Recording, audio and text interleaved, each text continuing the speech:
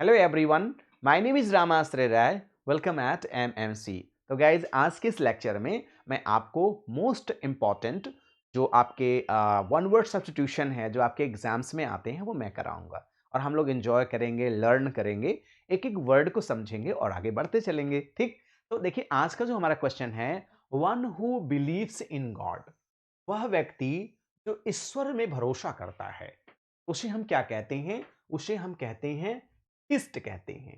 ध्यान दीजिएगा, और जो भरोसा नहीं करता है, वन हु अगर मान लीजिए आ जाता है एग्जाम में, आगे वैसे आएगा कि one who does not believe, अगर हमने क्या कह दिया कि वह व्यक्ति जो नहीं विश्वास करता है, भाई नॉट इधर लग गया तो इधर आप क्या कर दो, केवल ए बढ़ा दो, अथिस्ट हो जाएगा।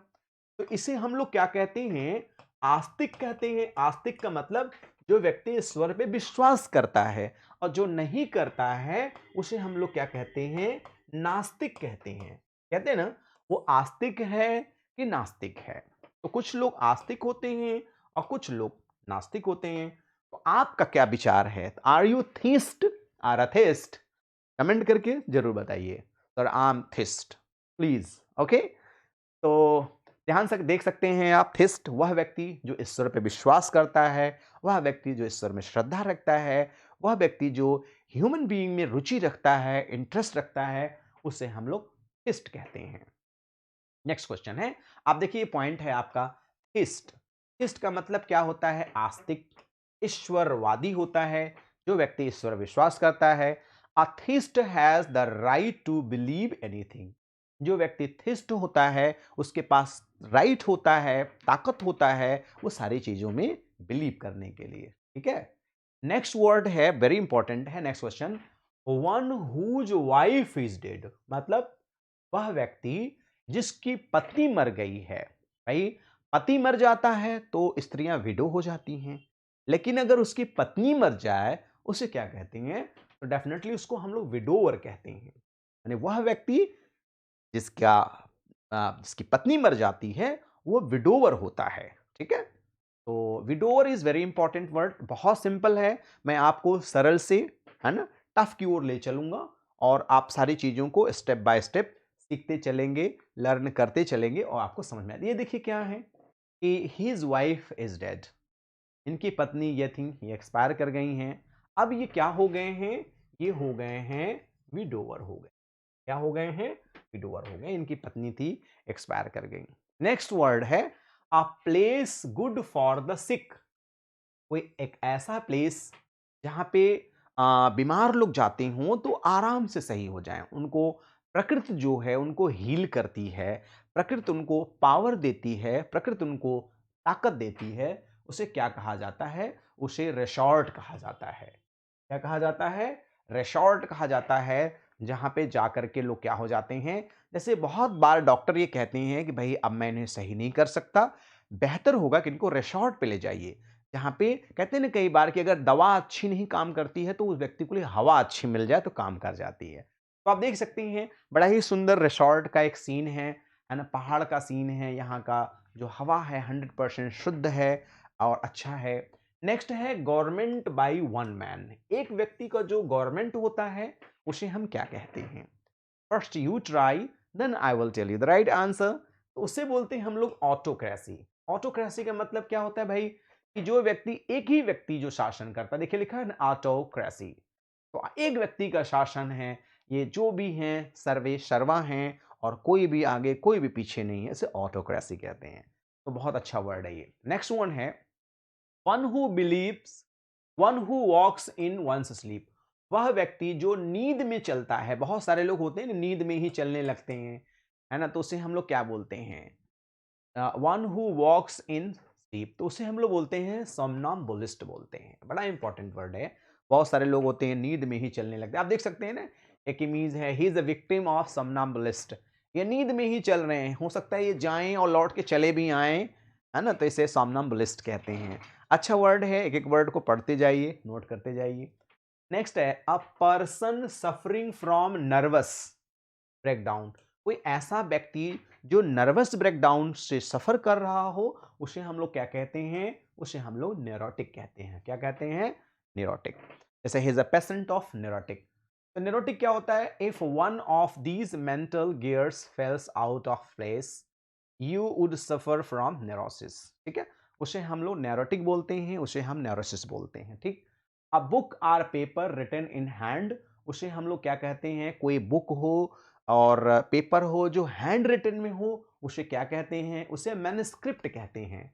नॉर्मली जैसे कोई चीज हमने हाथ से लिखा, हाथ से बनाया, हाथ से चीजें मैंने किया, उसे हम लोग मैन्युस्क्रिप्ट कहते हैं। देखिए क्या है, हाथ से लिखा, मैन्युस्क्रिप्ट ऑफ विलियम शेक्सपियर का लिखा हुआ मैन्युस्क्रिप्ट है।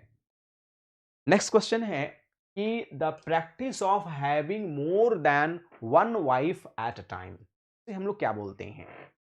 तो मैंने ऐसा कोई व्यक्ति जिसके कई पत्नियां हों, तो उसे हम लोग क्या कहते हैं? तो उसे हम लोग बोलते हैं पॉलीएंड्री बोलते हैं। क्या बोलते हैं?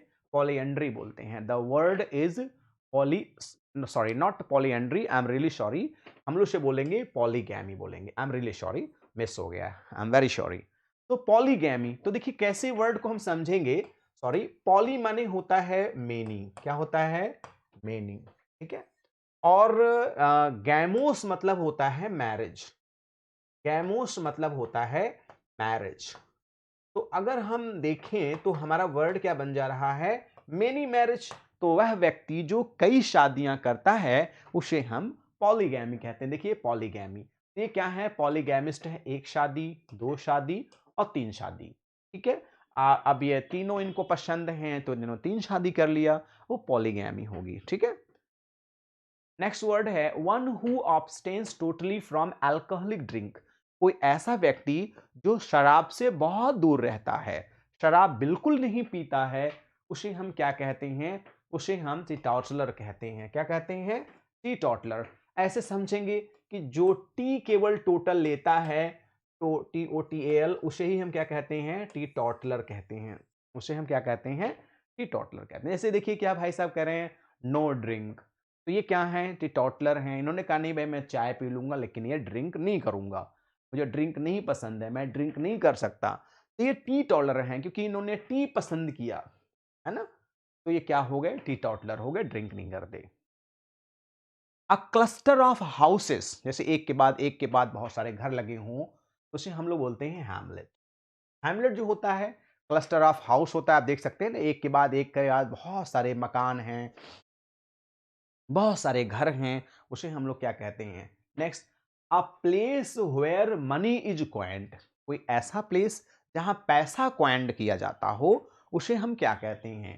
तो उसे हम लोग क्या बोलते हैं? मिंट बोलते हैं। A place where money is coined, उसे हम लोग बोलते हैं पैसा। देख सकते हैं यूनाइटेड स्टेट ऑफ अमेरिका, ये क्या है? यूनाइटेड स्टेट ऑफ अमेरिका का मिंट है, जहां पे यूनाइटेड स्टेट्स मिंट, देखिए लिखा है ना मिंट, यूनाइटेड स्टेट का मिंट है। तो यहाँ पे क्या है? MINT, यहाँ पे पैसा क्वाइन किया जाता है। देख सकते हैं पैसा ऐसे ही बनता है, इस तरीके से फिर काट काट करके उसको छोटा बनाया जाता है, ये मिंट के।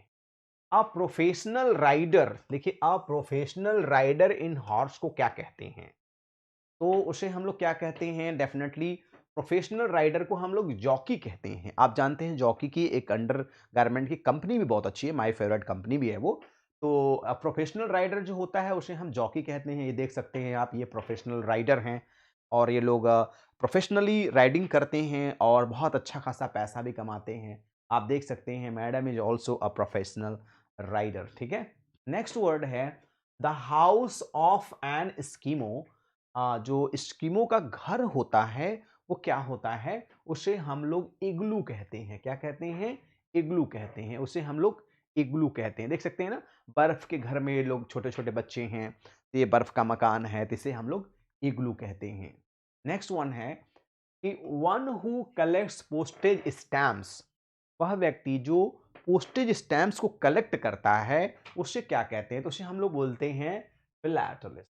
फिलैटलिस्ट मतलब a person who is fond of collecting postage stamps. आप देख सकते हैं कुछ लोग ऐसे कलेक्ट करते हैं बहुत सारे टिकट्स वगैरह जो भी हैं, पुराने नए जितने भी होते हैं। नेक्स्ट वन है one who is an expert in judging art and music, कोई ऐसा व्यक्ति जो आर्ट और म्यूजिक के जज में एक्सपर्ट हो। बहुत इंपॉर्टेंट वर्ड है, तो ये वर्ड है कॉनेश्योर।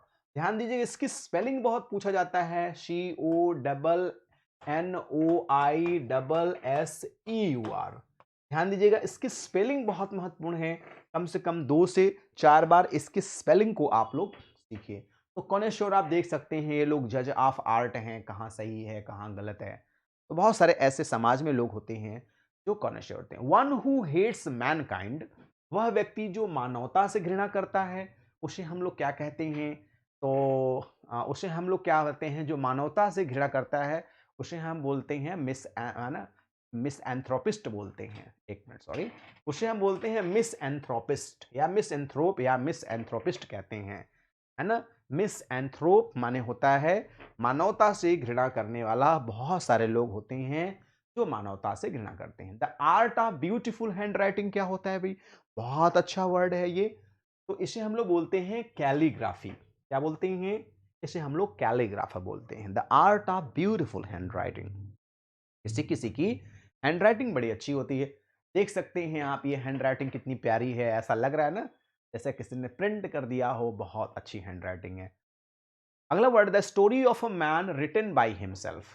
तो कोई स्टोरी जो हमने खुद से लिखा है तो वो क्या हो जाता है? जब खुद से लिखा है तो वो ऑटोबायोग्राफी हो जाता है। Written by a man by himself, autobiography. ठीक है, तो देख सकते हैं the word autobiography comes from Greek word auto means self, bio means life, graphy means write. तो how do you think an autobiography is different to a biography?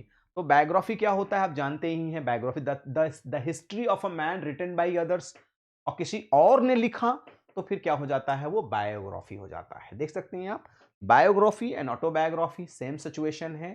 तो auto मतलब self, जब हम अपनी ऑटोबायोग्राफी लिखते हैं तो होता है हमारा ऑटोबायोग्राफी। जब हम किसी और के बारे में लिखते हैं वो बायोग्राफी।